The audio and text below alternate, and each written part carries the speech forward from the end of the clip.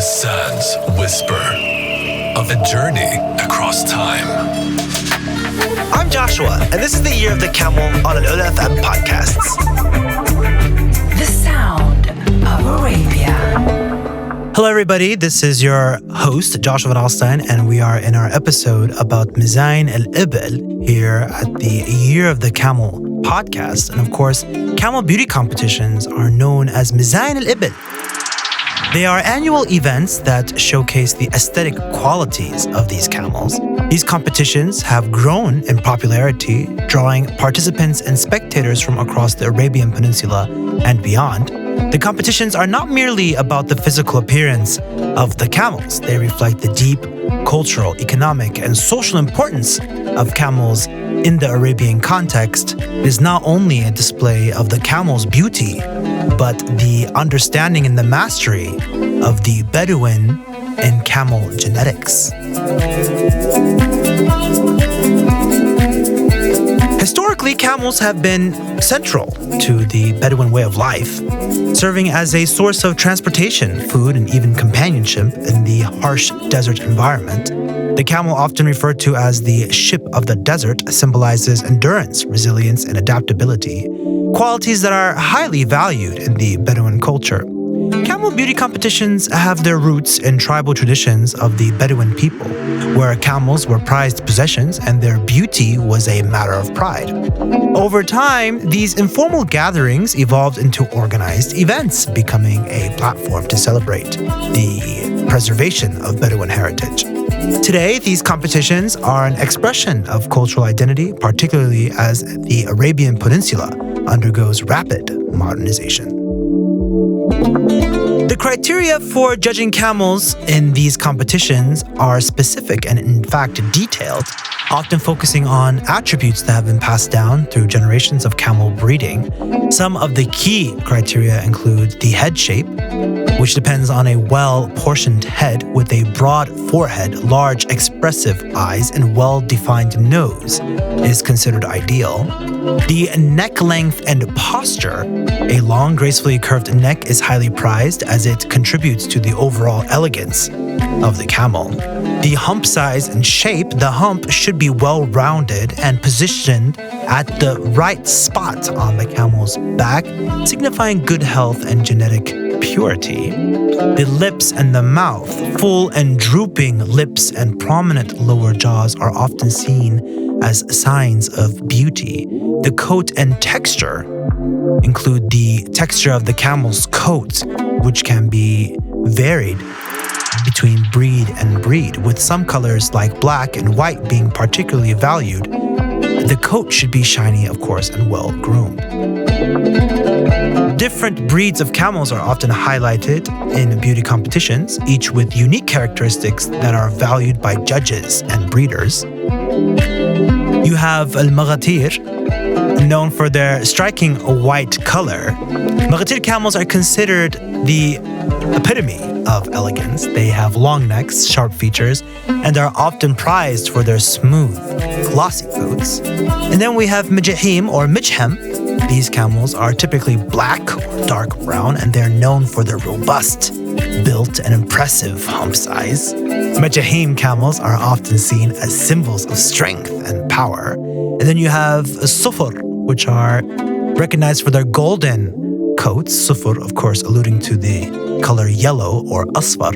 Sufur camels are admired for their beauty and grace. Their lighter coloration makes them stand out in competitions. And then you have Shi'r. These camels have distinct reddish brown coat and are appreciated for their agility and strong lineage leaning back to, in fact, the time of the Prophet Muhammad himself. Each breed has its own dedicated category in the competitions, allowing for a fair comparison among camels of similar genetic backgrounds. Camel beauty competitions have a significant economic impact. The camels that win these competitions can be worth millions, and I mean tens of millions of dollars, and are valued for their offspring, and the offspring often skyrocket in price. This has led to a thriving industry around camel breeding, with breeders investing heavily in genetics, care, and training to produce prize-winning camels. Socially, these competitions serve as a gathering point for tribes and families, reinforcing strong social bonds and tribal affiliations.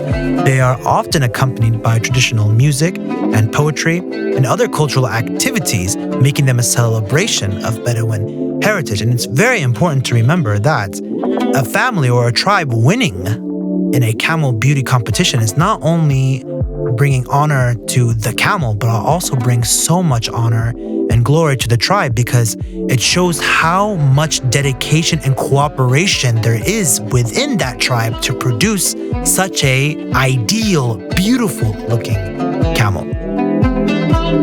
And camel beauty competitions are large-scale events that require meticulous planning and organization. Here's a closer look at those logistics. First of all, you have to have judging panels. The competitions are overseen by panels of expert judges who have deep knowledge of camel breeds and standards. Judges often come from families or tribes with a long history of camel breeding, lending them nuanced understanding of traits to look for. And also, these judges must be sworn into neutrality, promising not to judge for or against a certain family depending on their own family's relationships to those families. There's also lots of preparation and training that goes into this. Camels undergo extensive grooming and training before the competitions. Breeders focus on diet, exercise, and grooming to ensure that camels are in peak condition. The camels are often fed special diets rich in nutrients to enhance their coats and overall appearance. Venues. Competitions are held in vast areas, often in desert locations that resonate with traditional setting of camel breeding. These venues are equipped with facilities for the camels, spectators, and participants, included shaded areas, water stations, and of course, veterinary services. And there's also an event schedule where competitions are typically span several days with different categories and breeds showcased on specific days. The events are accompanied by cultural activities such as traditional music, and we can see that through, for instance, an Arda al-Najdiya, or we can see that through a Samri or other types of traditional music and dancing, poetry recitals, and Bedouin-style feasts, creating a festive atmosphere. And there's a joke that it's only the ugly camels that get eaten during these feasts.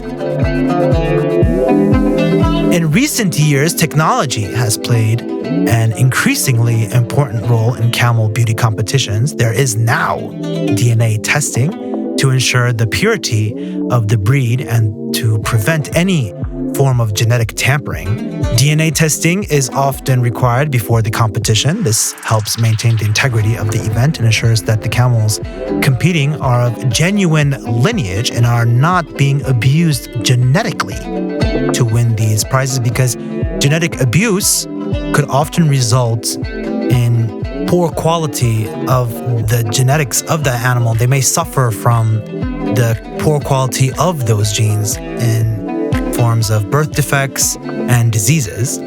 Some competitions are now broadcast live online, allowing a global audience to participate in the excitement. Social media platforms are also used for real-time updates.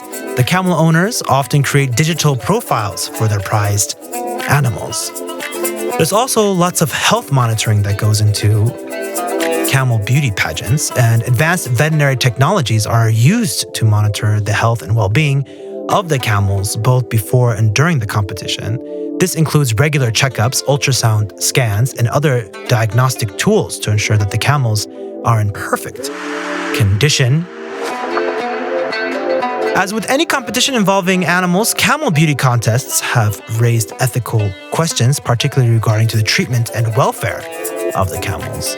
Organizers of camel beauty competitions have established strict guidelines to ensure the humane treatment of animals. This includes regulations on the transportation of camels, the conditions they are kept in, and the treatment during events. There's also anti-doping measures to prevent any unfair advantages. competitions have introduced anti-doping measures. Camels are tested for performance-enhancing substances, and any violations can lead to disqualification and severe penalties for their owners. Also, cosmetic enhancements. There has been instances where owners have attempted to artificially enhance the appearance of their camels using beautification and cosmetic procedures. Such practices are strictly prohibited, and offenders face disqualification and fines, and also will have to face a very unforgiving crowd because people really do take these camel beauty contests extremely seriously. Judges are trained to spot these enhancements and ensure a fair competition. Camel beauty competitions have transcended their regional roots, attracting interest from around the world. International participation can be seen in recent years. Camel owners from other parts of the Middle East, North Africa, and even as far as Australia have participated in these competitions, reflecting the global reach of this cultural tradition. The competitions have become a platform for cultural exchange where different tribes, nations, and cultures come together. Tourism and economic impact, of course, is huge. The global fascination with camel beauty competitions has boosted tourism in the regions where they are held. Visitors from around the world come to witness these events, contributing to the local economy and raising awareness about cultural significance of camels. Camel beauty competitions are much more than just beauty pageants. They are a celebration of cultural heritage, a testament to deep-rooted traditions of the Arabian Peninsula, and a showcase of the significant role that camels continue to play in the region. These events encapsulate a blend of tradition and modernity, offering a unique glimpse into a world where animals, culture, and community converge. As these competitions continue to evolve, they will likely maintain their significance as a living cultural legacy, bridging the past with the present and the local with the global. Thanks for joining us on this journey into the Year of the Camel. Until next time, this is Joshua Van Alstyne, signing off on the Lola FM podcast's The Sound of Arabia. Thanks for listening. Don't forget to subscribe for more fascinating insights on the Year of the Camel with Lola FM.